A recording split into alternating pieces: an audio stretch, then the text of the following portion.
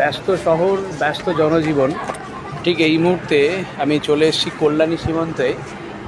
অর্থাৎ সকাল থেকেই আমার গন্তব্যস্থল বিভিন্ন প্রত্যুত্তর গ্রাম।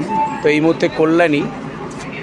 তো আপনারা সকলেই জানেন, শুধু যে কল্যাণী বলে নয়, কখনো কৃষ্ণনগর, কখনো মালদা, কখনো বা চলে যাই শ্রীরামপুর, কখনো মিদনাপুর। তো এইভাবেই একের পর এক জায়গায় আমি চলে যাচ্ছি।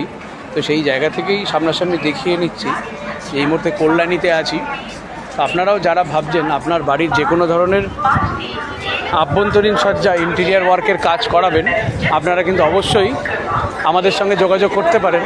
আমরা শুরু থেকে শেষ সবটাই দায়িত্ব নিয়ে থাকি।